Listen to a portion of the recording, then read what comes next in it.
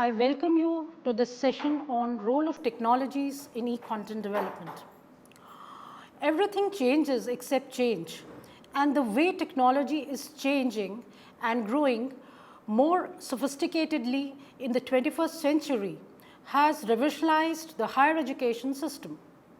With the advancements in the technological innovations in the education sector and the pace in which they are happening, we are witnessing a paradigm shift from chalkboard teaching to technology enabled teaching and learning, where both the learners as well as the instructors use mobile apps, smartphones and other advanced devices and technologies for the teaching learning purposes. The evolving technologies have impacted e-content development scenario also in a very big way. They have dramatically transformed ways in which e-content is created, delivered and consumed. Now, before pondering upon the details of how technology is playing a crucial role in e-content development, let us take a quick look on the various topics which we will be covering in this session. Initially, we will be understanding about e-content, what it is. Then we will take a general review on the technologies and e-content development in context to Sustainable Development Goal 4, COVID-19 pandemic and NEP 2020. We will also go through the e-content development life cycle and keeping in view the design thinking approach in mind, and also look at the technological framework for e-content development. And finally, we will also get an overview of trends and technologies in e-content development. So, after completing this session, you will be able to explain the various types of e-content and explore the 4-quadrant approach for MOOCs, explore the e-content development life cycle with design thinking approach, explore the technology and trends in content development and experiment with various AI tools for e-content development. So, to begin with, first let us understand what do we mean when we say what do we mean by e-content. So, e-content is digital material consisting of one or multiple combinations of text, animations, videos that are shared and accessed through digital devices like computer, tablet, smartphone, smart TV, wearable tech and other upcoming electronic devices. In our context, e-content is used for educational purposes to support and enhance learning with interactive, accessible and engaging e-content. Now, let us look at the various types of e-content. E-books, which are very common, are electronic versions of printed books. E-books can be accessed through smartphones, tablets and e-readers, and they enable the learners to access books anytime, anywhere. Interactive e-books, as the name says, have both text-based and embedded videos along with animations and with elements of interactivity in the form of hyperlinks and quizzes. Audiobooks are usually text to speech content of books, and sometimes there are studies which have found out that they are very convenient for the learners to go through while they are traveling. Another type of e-content is in the form of infographics. Infographics present visual information on topics involving less text and more visual data presentations with lot of illustrations. Video lecture courses are another kind of e-content where the content is delivered through recorded videos as well as live video lectures. Video lectures include multiple media elements like text, graphics, animations, visual effects and comic.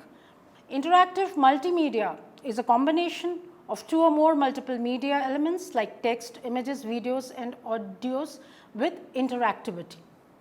Simulation is another kind of e-content which plays an important role in experiential learning by providing real world situations to the learners in a simulated environment.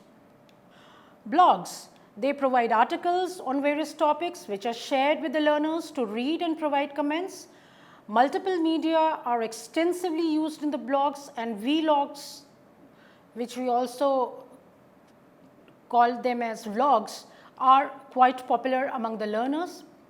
We have e-content in the form of educational games, which provide game-based learning experience to the learners and enables learners to understand complex topics in a very lucid way.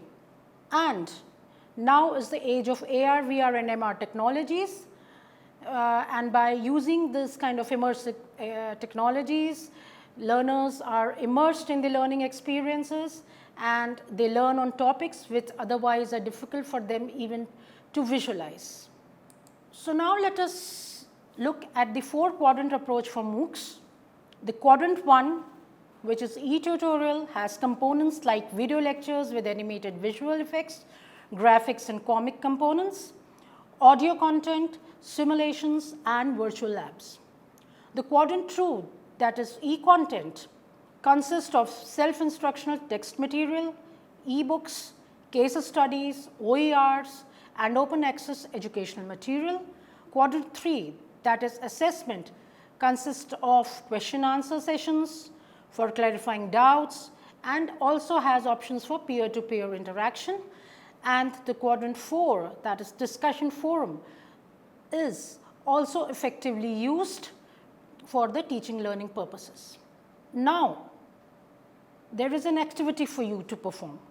Reflect on how you can use the various types of e-contents like e-books, interactive e-books, audiobooks, infographics, video lectures, interactive multimedia, simulations, blogs, educational games and the augmented reality, virtual reality and mixed reality technologies in your settings. Let us visit the technological interventions and e-content development in context to Sustainable Development Goal 4, COVID-19 pandemic and NEP 2020. One of the fundamental components of the United Nations Sustainable Development 2030 agenda is quality education, and its goal is to ensure inclusive and equitable quality education and promotion of lifelong learning opportunities for all. In this context, digital technologies have emerged as an essential tool to achieve this goal. With the latest technologies at hand, organizations across the globe are headfasting in meeting the goal. Technologies like game-based learning, virtual and augmented reality are also being used in the classrooms and beyond effectively to ensure quality education for all. And in the context of SDG 4, we also saw the emergence and proliferation of high quality educational resources including open educational resources, massification of online education through massive open online courses and personalized learning experience for improving learning outcome. In context to the COVID-19 pandemic, the education system faced a huge challenge in addressing the needs of the student. During this time, the world witnessed how technology played a crucial role in imparting education to the end users and have shown powerful impact on the education system. And online learning and technology enabled education during that time became the primary mode of instruction by not an option but compulsion. Delivery of video-based e-content through various online and social media platforms, social media and communication apps became in staying connected, and educational institutions also collaborated and used the existing e-learning resources to facilitate the learners. Thus, we can say that delivery of video-based e-content, interaction and communication to social media apps, and sharing of resources and collaboration by educational institution facilitated the learners in their learning journey during the COVID-19 pandemic. National Education Policy 2020. In context to the National Education Policy 2020, one of the fundamental principles that guide both the education system at large as well as the individual institutions within are flexibility, thereby meaning that the learners have the ability to choose their learning trajectories and programs and thereby choose their own paths in life according to their talents and interests. Emphasize on conceptual understanding rather than rote learning and learning for exams. promoting multilingualism and power of language in teaching and learning, regular formative assessments for learning, extensive use of technology in teaching and learning, removing language barriers and increase access to Divyang students. Moreover, the section 24 of the National Education Policy has a dedicated section for online and digital education, ensuring equitable use of technology, and the points D and F of that section 24.4 basically focuses on content creation, digital repositories, creation of coursework, learning games and animations, augmented reality with virtual reality, virtual labs existing of e-learning platforms such as Diksha, Swayam and Swayam Prabha. And thus, through these interventions, technological interventions, what we find is that specific opportunities have been given to the educational institutions, to the learners to get engaged in best of the quality education by using technology, and online learning and technology enabled education in context to NEP 2020 is no more a compulsion, but an opportunity to harness the benefits technology has for the higher education system in particular. As an activity, you are requested to prepare a list of technologies which you have used for teaching learning purposes. Now, after gaining a basic idea of how technologies have played a crucial role in context to e-content development during the SGD4 or during the COVID pandemic or for NEP 2020, let us now understand the e-content development life cycle with design thinking approach and technology framework. Design thinking enables instructors in creating e-content needed by the students. Human-centered approach to design and development of e-content results in increased learner engagement, improved knowledge retention, better course completion rates and more positive learner feedback. So, let us now go through the e-content development life cycle, keeping the design thinking process in place. Before even thinking of developing e-content, the instructors are required to conduct need assessments, readiness assessments, and in addition to that, keeping the design thinking principle in mind, there is another important thing which they have to carry out is in the form of empathizing with the learners. Basically, to understand the pain points of the learners, to understand what are the problems which they are facing in the teaching learning process and how using the e-content their problem could be sorted out.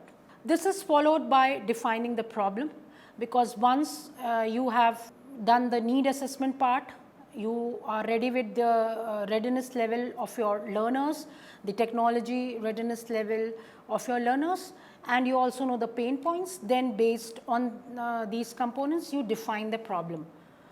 After defining the problem, then you and your team ideate and plan on how you will be developing the e-content. Once this ideation and planning is done, then prototyping takes place. In prototyping, basically what you do is that you create a prototype of content to be generated, first in the an instructional design document format, then through scripts, then you create storyboards, and then you finally go for production. And once your prototype is ready, then you go for the testing and the refining stage. Now, during the testing and the refining stage, if you find that during the testing, if you find that the students, the learners, they are facing some challenges, you again go back to the ideation stage, then develop a prototype and again test with the learners. Once your testing is complete, then you scale up by creating the entire e-content, whether it is video based content or it is game based content or it is even your AR, VR based content. And then you scale up, and once you scale up, then you are ready for implementing and integrating your content into the desired formats. It could be both integration through a platform for online learning and even through integration to other devices for offline learning. And then certainly maintenance and updation are also crucial part of this e-content development life cycle. After understanding the e-content development life cycle in context to the design thinking approach, let us now look at the e-content technology framework. We have the contents in the form of self-instructional material. We have pedagogic elements embedded in them, like concepts are there, processes are there, principles are there, facts are there, procedures are there. And then we give them kind of a technology treatment using both AI and non-AI tools, and we create images, videos, animation, visual effects, gaming and comic content, sound and text. So, we have a database of all these components, and then finally, we integrate them into modules and sections. Now, once this is ready with us, we kind of provide a technological intervention while we are actually creating modules and section by development of interactive multimedia, recorded video lectures, e-books, mobile learning, ITV application, interactive DVD applications, AR, VR and MR applications, etc. So, with the content database which is already available with us, then according to the technological interventions, we mix match the various content, the technology content available with us and convert them into interactive multimedia, recorded video lectures, e-books and things like that. Once this part is done, then we are ready to offer them to the students through the online and offline mode with the help of computers, tablets, smartphones, smart TVs, wearable tech and other electronic and digital devices. So, as an activity, reflect on how you can apply design thinking in creation of e-content. Create your own e-content technology framework based on the need assessment, readiness assessment and problem statement. Next, we move towards discussing the trends and technologies in e-content development. Some of the popular trends and technologies are video based learning, immersive technologies, wearable technology, gamification, 21st century learner and trends and artificial intelligence. Video based learning gives a multi-sensory learning experience to the learners through video. It is a combination of camera footage, animation, graphics, text, audio, visual effects and comic. Because of this, it's no surprise that video based learning is quickly becoming a dominant standard in online training and learning practices. Now, video based learning happens in a live streaming webinar or classroom kind of a situation, and even through development of interactive video content which could be provided to the learners both online and offline. For example, Edpuzzle is an online platform which gives the provision to the instructors to create interactive video content. Immersive technologies have revolutionized the way learners interact with e-content in a more real and engaging way. Some of the research studies conducted experiments to determine the usefulness of augmented reality in teaching and found that augmented reality not only facilitates learning, but also increases learning motivation better than conventional teaching materials too. Learners use head-mounted displays and input devices to access and interact in immersive environments. Immersive technologies also provide interactive and experiential learning to the learners and enables learners to understand complex concepts by immersing in the augmented or virtual realities. So, focusing on what augmented reality is, basically it is interactions between real world objects with virtual objects. Students can experience and interact with objects or procedures in details by simply using a smartphone, tablet or AR glasses. Virtual and mixed reality technologies provide immersive experience by simulating real or imaginary environments. These tools offer a high level of engagement and enable students to explore complex concepts in virtual settings. Virtual and mixed reality technologies offer immersive experience that transport learners to simulated environments. By providing a sense of presence and interaction, these tools enhance engagement and retention in educational settings. Though wearable technology is widely used in healthcare, but there has been a growth in implementing such technologies to empower the learners in their learning path. According to Wikipedia, wearable technology is any technology that is designed to be used while worn. Common types of wearable technology include smartwatches and smart glasses.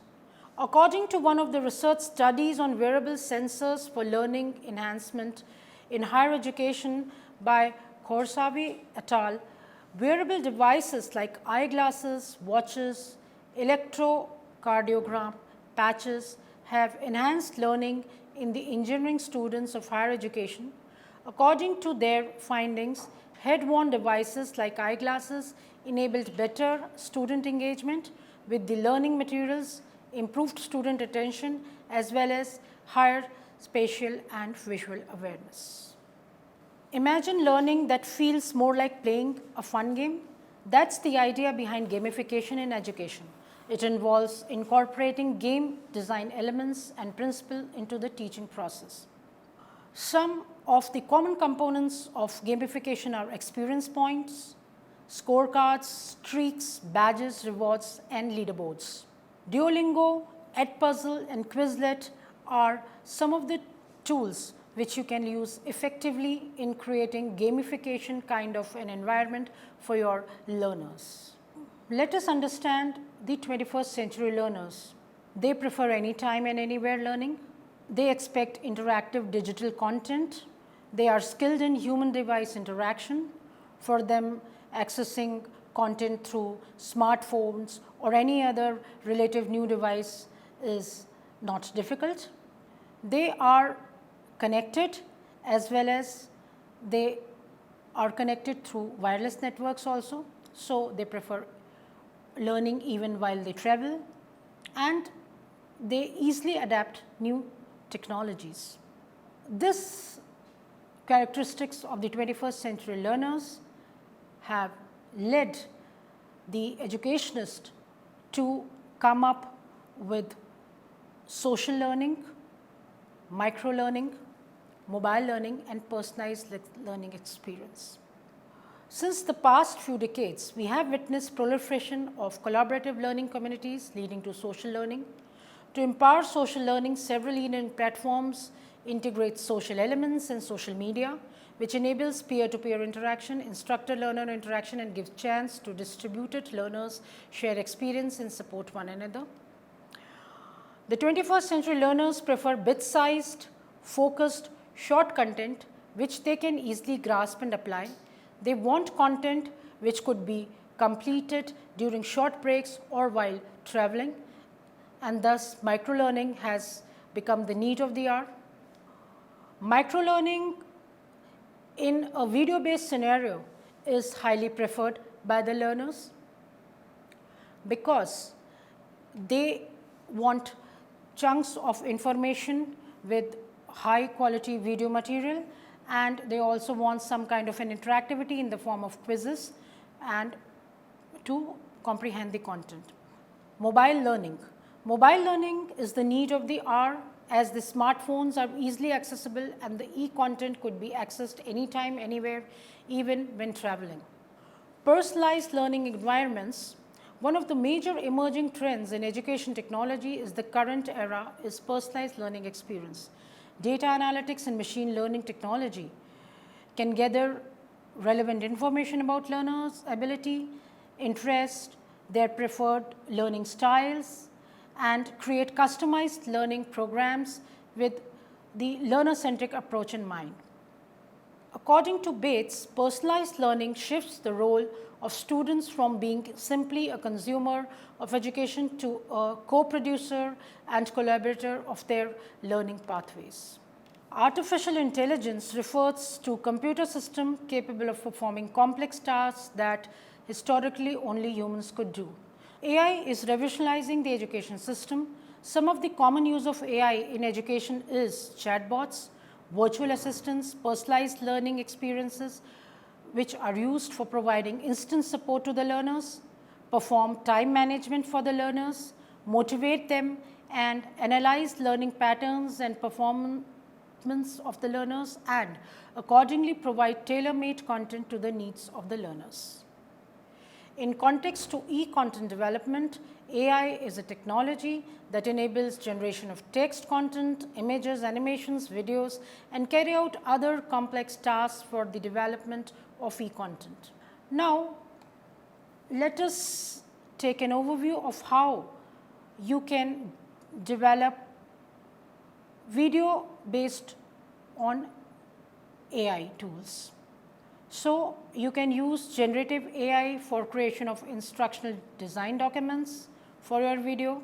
You can create text contents and scripts using the AI tools. You can then edit the contents for the context and relevance component, and then you have to take care of the ethical issues while using all these AI tools. Once your content is ready, your script is ready, by using ChatGPT, you can create PowerPoint presentations. You can use freemium tools like InVideo for generating effective videos, and you can use Knowledge AI for creation of interactive video contents.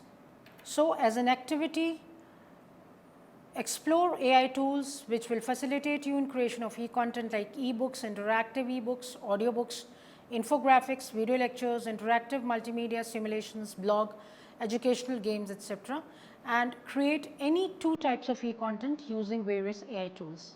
Thank you.